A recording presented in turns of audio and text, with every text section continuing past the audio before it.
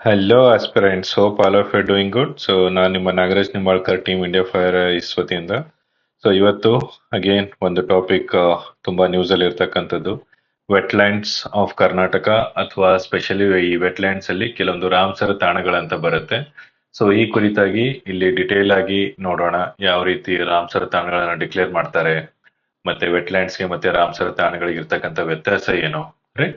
So ಇದನ್ನ ನಾವು ನಮ್ಮ ಸಿಲೆಬಸ್ ವೈಸ್ ನೋಡ್ಕೊಳ್ಳೋದಾದ್ರೆ, GS ಪೇಪರ್ 3 ಅಲ್ಲಿ ಸೆಕ್ಷನ್ 3 ಏನ್ ಬರುತ್ತೆ ನಮ್ಗೆ, ಎನ್ವೈರನ್ಮೆಂಟ್ ಎಕಾಲಜಿ.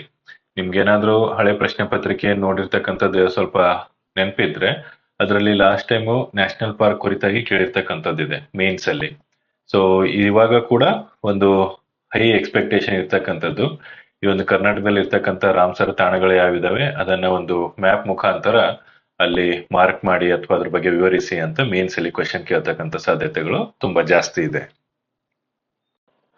ಸೊ ಇದನ್ನ ನಾವು ನ್ಯೂಸ್ ಪೇಪರ್ ಕ್ಲಿಪ್ಪಿಂಗ್ಸ್ ಅಲ್ಲಿ ನಾವು ನೋಡೋದಾದ್ರೆ, so 3 new Karnataka, you know 3 new Ramsar sites in Karnataka, ಅಥವಾ ರಾಮಸರ ಪಟ್ಟಿಗೆ 3 ಈ ಒಂದು ಪ್ಲೇಸಸ್ ಅನ್ನ ಏನಿದೆ ಕರ್ನಾಟಕದಲ್ಲಿ ಇರ್ತಕ್ಕಂಥದ್ದು ಅದನ್ನ ಸೇರಿಸಲಾಗಿದೆ ಅಂತ. ಸೊ ಯಾವ್ದ್ಯಾವ್ದು ಇದೆ ಮತ್ತೆ ಏನೇನ್ ಕ್ರೈಟೇರಿಯಾ ಇದೆ ಅದನ್ನ ನೋಡೋಣ. ಸೊ ಇಲ್ಲಿ ಮೊದಲನೇದಾಗಿ ನಾವು ಕಂಟೆಕ್ಸ್ಟ್ ಅಂತ ನೋಡೋದಾದ್ರೆ, ಯಾಕೆ ಇದನ್ನ ನಾವು ಸ್ಟಡಿ ಮಾಡಬೇಕು ಅಂತ ನೋಡೋದಾದ್ರೆ, ಸೊ ಈ ಒಂದು ಕರ್ನಾಟಕದಿಂದ ಆಯ್ಕೆಯಾಗಿರ್ತಕ್ಕಂಥದ್ದು ಏನಿದಾವೆ ರಾಮಸರ ತಾಣಗಳು, ರೈಟ್. ಸೊ ಅದರಲ್ಲಿ ಇವಾಗ ನಮ್ಗಿರ್ತಕ್ಕಂಥದ್ದು ಯಾವ್ದಿದೆ, ಮೊದಲನೇದಾಗಿ ನೋಡೋದಾದ್ರೆ ಈಗ ರೀಸೆಂಟ್ ಆಗಿ ಆಡ್ ಆಗಿರ್ತಕ್ಕಂಥದ್ದು ಮಾಗಡಿ ಕೆರೆ, ರೈಟ್. ಇದು ಎಲ್ಲಿದೆ ಅಂತಕ್ಕಂಥದ್ದು ಕೂಡ ತುಂಬಾ ತುಂಬಾ ಇಂಪಾರ್ಟೆಂಟ್, ಗದಗಲ್ಲಿದೆ. ಸೊ ಯಾಕೆಂದ್ರೆ ಮಾಗಡಿ ಅಂದ ತಕ್ಷಣ ನಮ್ಗೆ ರಾಮನಗರ ನೆನಪಾಗತ್ತೆ, ಬಹುಶಃ ಇಲ್ಲೇ ಇರಬಹುದು ಅಂತ. ಮ್ಯಾಚ್ ದ ಫಾಲೋವಿಂಗ್ ಅಲ್ಲಿ ಕೇಳಿದಾಗ ನಿಮ್ಗೆ ಕನ್ಫ್ಯೂಸ್ ಆಗಬಾರ್ದು. ಅಂಡ್ ಸೆಕೆಂಡ್ ಒನ್ ನೋಡೋದಾದ್ರೆ ಅಂಕಸಮುದ್ರ, ರೈಟ್. ಅಂಕಸಮುದ್ರ ಬರ್ಡ್ ಕನ್ಸರ್ವೇಶನ್ ರಿಸರ್ವ್ ಏನಿದೆ, ಸೊ ಒಂದು ಪಕ್ಷಿಗಳ ಸಂರಕ್ಷಣಾ ತಾಣ ಅಂತ ನೀವು ಹೇಳ್ಬೋದು. ಇದು ಹಂಪಿ ಹತ್ರ ಇದೆ, ರೈಟ್. ಸೊ ಡಿಸ್ಟಿಕ್ ವೈಸ್ ನೋಡೋದಾದ್ರೆ ಇದು ವಿಜಯನಗರ ಡಿಸ್ಟಿಕ್ ಅಲ್ಲಿ ಬರುತ್ತೆ. ತುಂಬಾ ನ್ಯೂಸ್ ಪೇಪರ್ ಅಲ್ಲಿ ಅಗೇನ್ ಇದನ್ನ ಬಳ್ಳಾರಿ ಅಂತ ಕೊಟ್ಟಿದ್ದಾರೆ. ಸೊ ಸಿನ್ಸ್ ನೀವು ಅಫಿಷಿಯಲ್ ಆಗಿ ಇದನ್ನ ವೆರಿಫೈ ಮಾಡ್ಕೊಂಡಾಗ ಇದು ನಿಮ್ಗೆ ವಿಜಯನಗರ ಜಿಲ್ಲೆಯಲ್ಲಿ ಇದೆ ಅಂತಕ್ಕಂಥದ್ದು ಗೊತ್ತಾಗ್ಬಿಡುತ್ತೆ. ನೆಕ್ಸ್ಟ್ ಅಗ್ನಾಶಿನಿ ಎಸ್ಚುರಿ ಅಂತ ನಾವು ನೋಡೋದಾದ್ರೆ, ಸೊ ಇದು ಕೂಡ ನಮ್ಗೆ ಗೋಕರ್ಣದ ಹತ್ರ ಬರುತ್ತೆ. ಇದು ನಮ್ಗೆ ಇರ್ತಕ್ಕಂಥದ್ದು ಉತ್ತರ ಕನ್ನಡ ಜಿಲ್ಲೆಯಲ್ಲಿ. ಸೊ ಈ 3 ತಾಣಗಳು ಪ್ಲಸ್ ಇದಕ್ಕಿಂತ ಮೊದಲು ಒಂದು ತಾಣ ಆಲ್ರೆಡಿ ಇವಾಗ ನಮ್ಮ ಕರ್ನಾಟಕದಲ್ಲಿ ಫಸ್ಟ್ ರಾಮಸರ್ ಸೈಟ್ ಅಂತ ಡಿಕ್ಲೇರ್ ಆಗಿರ್ತಕ್ಕಂಥದ್ದು ಇದೆ. ಅದು ಯಾವುದು ಅಂತದನ್ನ ಕಮೆಂಟ್ ಬಾಕ್ಸ್ ಅಲ್ಲಿ ತಿಳಿಸಿ, ರೈಟ್. ಸೊ ಇದ್ರ ಜೊತೆಗೆ ಏನಿದು ವಿಶೇಷತೆ, ರಾಮಸರ ತಾಣಗಳು ಮತ್ತೆ ಈ ವೆಟ್ಲ್ಯಾಂಡ್ಸ್ ಗಳಿಗೂ ಏನ್ ಸಂಬಂಧ ಅಂತ ನಾವು ನೋಡೋದಾದ್ರೆ, ವೆರಿ ಸಿಂಪಲ್, ರೈಟ್. ಜಾಸ್ತಿ ಕನ್ಫ್ಯೂಸ್ ಮಾಡ್ಕೊಳಿಕ್ ಹೋಗ್ಬೇಡಿ ಇಲ್ಲಿ.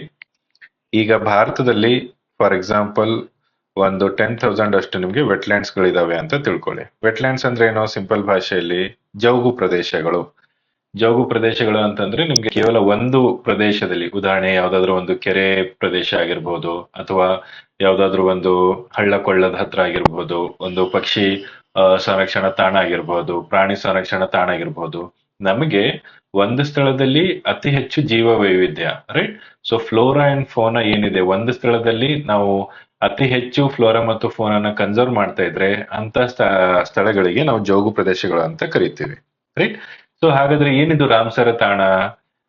ಒಂದು ಪಾಯಿಂಟ್ ನಿಮ್ಗೆ ವೆರಿ ಕ್ಲಿಯರ್ ಇರಬೇಕು, ವೆಟ್ಲ್ಯಾಂಡ್ಸ್ ಗಳು ಎಷ್ಟಿದಾವೆ ಅದೆಲ್ಲ ರಾಮಸರ ತಾಣಗಳಲ್ಲ. ಬಟ್ ರಾಮಸರ ತಾಣಗಳು ಇರ್ತಕ್ಕಂಥದ್ದೆಲ್ಲ ನಮ್ಗೆ ವೆಟ್ಲ್ಯಾಂಡ್ಸ್. ರಾಮಸರ್ ಅಂತಕ್ಕಂಥದ್ದು ಇದು ಒಂದು ಪ್ಲೇಸ್ ಇದೆ ನಮ್ಗೆ ಇರಾನ್ ಅಲ್ಲಿ, ರೈಟ್. ಸೊ ಅಲ್ಲಿ ಒಂದು ಮೀಟಿಂಗ್ ಆಗಿರುತ್ತೆ 1971 ಅಲ್ಲಿ. ಸೊ ಅವ್ರು ಏನ್ ಮಾಡಿರ್ತಾರೆ ಅಂತಂದ್ರೆ ಒಂದು ಡಿಸಿಷನ್ ಅನ್ನ ತಗೊಂಡ್ಬಿಡ್ತಾರೆ. ಓಕೆ, ಇಡೀ ವಿಶ್ವದ ನಾಯಕರೆಲ್ಲ ಸೇರ್ಬಿಟ್ಟು, ಸೊ ಇವಾಗ ನಾವು ಪರಿಸರ ಕಾಳಜಿ ಕುರಿತಾಗಿ ಕೂಡ ಗಮನವನ್ನ ಇಲ್ಲಿ ಹರಿಸ್ಬೇಕಾಗತ್ತೆ ಅಂತ ಹೇಳ್ಕೊಂಡ್ಬಿಟ್ಟು, ಯಾವ್ಯಾವ ಒಂದು ದೇಶಗಳಲ್ಲಿ ಈ ರೀತಿ ಪ್ರದೇಶಗಳಿದಾವೆ ಅದಕ್ಕೆ ಒಂದು ರಾಮಸರ್ ತಾಣ ಅಂತ ಒಂದು ಟ್ಯಾಗ್ ಕೊಟ್ಬಿಡೋಣ. ಅದರಿಂದ ಏನಾಗುತ್ತೆ, ಇದು ಇಂಟರ್ನ್ಯಾಷನಲ್ ಮ್ಯಾಪಿಗೆ ಬಂದ್ಬಿಡುತ್ತೆ. ಅಂದ್ರೆ ಇಡೀ ವಿಶ್ವದ ಒಂದು ಗಮನವನ್ನ ಇಲ್ಲಿ ಸೆಳಿಬಹುದು. ನಮ್ಗೆ ಫಂಡಿಂಗಿಗೆ ಮತ್ತೆ ಅಲ್ಲಿ ರಕ್ಷಣೆ ಮಾಡ್ಲಿಕ್ಕೆ ತುಂಬಾ ಹೆಲ್ಪ್ ಆಗುತ್ತೆ ಅಂತಕ್ಕಂಥದ್ದು ಈ ಒಂದು ರಾಮಸರ ತಾಣದ ಉದ್ದೇಶ. ಸೊ ನಾವು ಅದನ್ನೇ ಇಲ್ಲಿ ಡೀಟೇಲ್ ಆಗಿ ನೋಡೋದಾದ್ರೆ, ಸೊ ಇರಾನಿಯನ್ ಸಿಟಿ ಅಂದ್ರೆ ಇರಾನ್ ಅಲ್ಲಿ ಒಂದು ನಗರದ ಹೆಸರಿದೆ. ಸೊ ಅದಕ್ಕೆ ನಾವು ರಾಮಸರ ಅಂತ ನಗರದ ಹೆಸರು. ಅಲ್ಲಿ 2 ಫೆಬ್ರವರಿ 1971ಗೆ ಒಂದು ಮೀಟಿಂಗ್ ಆಗತ್ತೆ. ಆ ಮೀಟಿಂಗ್ ಅಲ್ಲಿ ಏನು, ಈ ರೀತಿ ಯಾವ್ಯಾವ ಪ್ರದೇಶಗಳಿದಾವೆ ಯಾವ್ಯಾವ ದೇಶಗಳಲ್ಲಿ ಅಂತದನ್ನ ನಾವು ಈ ರಾಮಸರ ತಾಣ ಅಂತ ಘೋಷಣೆ ಮಾಡೋಣ ಅಂತ. ಸೊ ಆ ಒಂದು ನಿಟ್ಟಿನಲ್ಲಿ ಈ ಒಂದು 2 ಫೆಬ್ರವರಿ ಏನಿದೆ ಪ್ರತಿ ವರ್ಷ ವಿಶ್ವ ಜೌಗು ದಿನ ಅಥವಾ ವರ್ಲ್ಡ್ ವೆಟ್ಲ್ಯಾಂಡ್ ಡೇ ಅಂತ ಅದನ್ನ ಸೆಲೆಬ್ರೇಟ್ ಮಾಡ್ತೀವಿ. ಸೊ ಇದರ ಥೀಮ್ ಕೂಡ ನಮಗೆ ತುಂಬಾ important examination point of view, specially prelims ಅಲ್ಲೆಲ್ಲ ನೋಡೋದಾದ್ರೆ.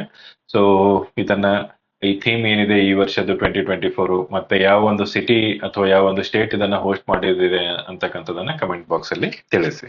ರೈಟ್.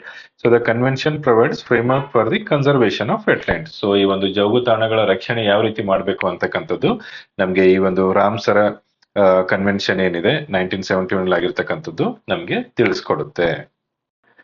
ಸೊ ಹಾಗಾದ್ರೆ ಇವಾಗ ನಾವು ಒಂದು ವೆಟ್ಲ್ಯಾಂಡ್, ಒಂದು ಜೌಗು ಪ್ರದೇಶವನ್ನ ರಾಮ್ಸರ ತಾಣ ಅಂತ ನಾವು ಘೋಷಣೆ ಮಾಡ್ಬೇಕು ಅಂತಂದ್ರೆ, ಸೊ ಏನಿದೆ ಕ್ರೈಟೇರಿಯಾ, ಬೇಸಿಕ್ಲಿ ಯಾವ ಒಂದು ಕ್ರೈಟೇರಿಯಾ ಆಧಾರದ ಮೇಲೆ ಈ ಒಂದು ರಾಮ್ಸರ ತಾಣಗಳನ್ನ ಆಯ್ಕೆ ಮಾಡ್ತಾರೆ ಅಂತ ಇಲ್ಲಿ ನೋಡೋದಾದ್ರೆ, ಮೊದಲನೇದಾಗಿ ವಲ್ನರೇಬಲ್ ಕ್ರಿಟಿಕಲಿ ಎಂಡೇಂಜರ್ಡ್ ಸ್ಪೇಸಿಸ್, ಅಂದ್ರೆ ಆ ಒಂದು ಪ್ರದೇಶದಲ್ಲಿ ರೈಟ್. ಸೊ ನಮ್ಗೆ ಈ ಒಂದು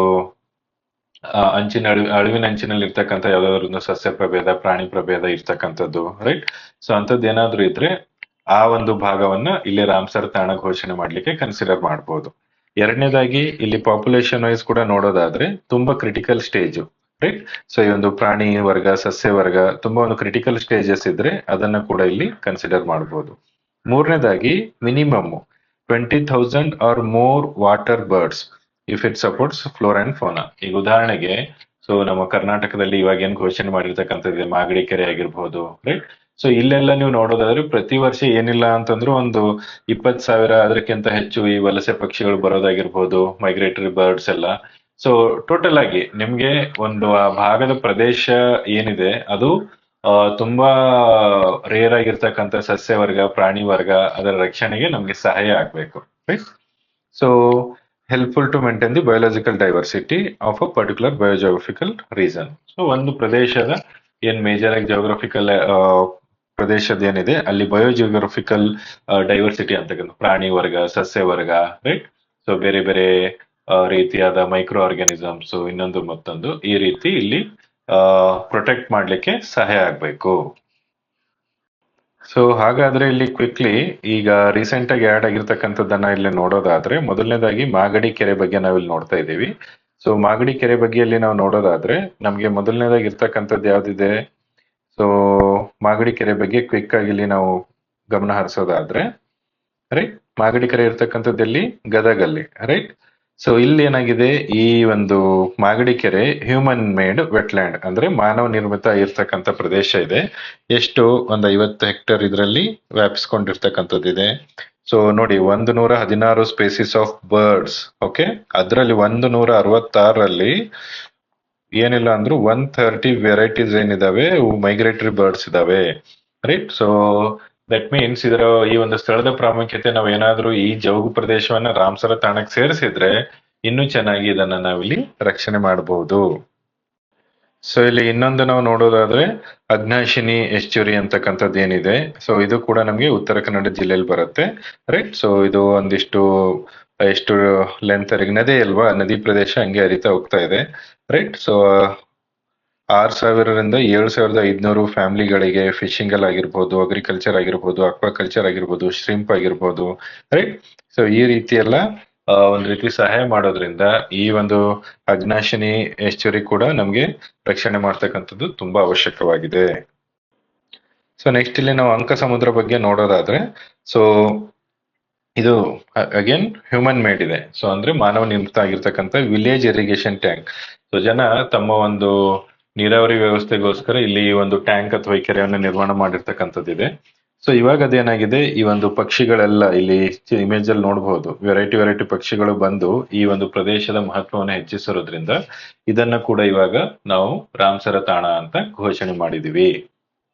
ಸೊ ಹಾಗಾದ್ರೆ ಇಲ್ಲಿ ಓವರ್ ಆಗಿ ನಾವು ನೋಡೋದಾದ್ರೆ ಒಂದು ಕರ್ನಾಟಕ ಆಸ್ಪೆಕ್ಟ್ಸ್ ಅಲ್ಲಿ, ಸೊ ಕರ್ನಾಟಕದಲ್ಲಿ ಇರ್ತಕ್ಕಂಥ ರಾಮ್ಸರ ತಾಣಗಳು ಎಷ್ಟಿದಾವೆ ಇವಾಗ ಅಂತಂದ್ರೆ ಸದ್ಯಕ್ಕೆ 4 ಇದಾವೆ.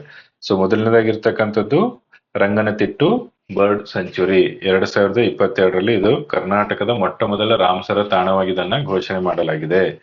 ಅದಾದ ನಂತರ 2024 ಆಗಿರ್ತಕ್ಕಂಥದ್ದು ನಮ್ಮ ಮಾಗಡಿ ಕೆರೆ ಆಗಿರ್ಬೋದು, ಅಂಕ ಸಮುದ್ರ ಆಗಿರ್ಬೋದು, ಮತ್ತೆ ಅಗ್ನಾಶಿನಿ ಎಸ್ಚುರಿ ಆಗಿರ್ಬೋದು. ಈ ಎಲ್ಲಾ ಪ್ಲೇಸಸ್ ಅನ್ನ ಮ್ಯಾಪ್ ಅಲ್ಲಿ ನೋಡಿ ನೀಟಾಗಿ ಕರ್ನಾಟಕ ಮ್ಯಾಪ್ ಜೊತೆಗೆ ಅದನ್ನ ಮಾರ್ಕ್ ಮಾಡಿ ಅದ್ರ ಕುರಿತಾಗಿ ಒಂದು ಟಿಪ್ಪಣಿ ರೂಪದಲ್ಲಿ ನಿಮ್ಮ ಆನ್ಸರ್ ಅನ್ನ ರೆಡಿ ಮಾಡ್ಕೊಳ್ಳಿ. ಎಕ್ಸಾಮ್ ಅಲ್ಲಿ ಕೇಳ್ತಕ್ಕಂಥ ಸಾಧ್ಯತೆಗಳು ತುಂಬಾ ಜಾಸ್ತಿ ಇದೆ. ಪ್ರಿಲಿಮ್ಸ್ ಎಲ್ಲ ಆದ್ರೆ ಮ್ಯಾಚ್ ದ ಫಾಲೋಯಿಂಗ್ ವೆಲ್ ಕೇಳಿರ್ತಾರೆ, ಮೇನ್ಸ್ ಎಲ್ಲ ಆದ್ರೆ ಡೈರೆಕ್ಟ್ ಆಗಿ ಕ್ವಶನ್ ಇದನ್ನ GS ಪೇಪರ್ 3 ಸೆಕ್ಷನ್ 3 ಅಲ್ಲಿ ಇದನ್ನ ಕೇಳಬಹುದು. ಸೊ ಹಾಗಾದ್ರೆ ಓವರ್ ಆಲ್ ಇಂಡಿಯಾ ಆಸ್ಪೆಕ್ಟ್ಸ್ ಅಲ್ಲಿ ನೋಡೋದಾದ್ರೆ ಎಷ್ಟಿದಾವೆ ರಾಮ್ಸರ ತಾಣಗಳು ಅಂತಂದ್ರೆ, ಟೋಟಲ್ ಆಗಿ ನಮ್ಗೆ ಸದ್ಯಕ್ಕೆ ಭಾರತದಲ್ಲಿ ಇರ್ತಕ್ಕಂಥದ್ದು 80 ರಾಮ್ಸರ ತಾಣಗಳಿದಾವೆ. ಸೊ ಮೊದಲನೇದಾಗಿ ನೋಡೋದ್ರೆ ಚಿಲಿಕಾ ಲೇಕು ಮತ್ತೆ ಕಿಯೋಲಿಯೋಘನ್ ನ್ಯಾಷನಲ್ ಪಾರ್ಕ್ ಅಂತಕ್ಕಂಥದ್ದು 1981 ಅಲ್ಲಿ ಪ್ರಪ್ರಥಮ ಬಾರಿಗೆ ಇವೆರಡನ್ನ ಘೋಷಣೆ ಮಾಡಿರ್ತಾರೆ. ಈಗ ಸದ್ಯಕ್ಕೆ ನೋಡೋದಾದ್ರೆ ತಮಿಳುನಾಡುದಲ್ಲಿ ಅತಿ ಹೆಚ್ಚು ರಾಮ್ಸರ ತಾಣಗಳಿದಾವೆ.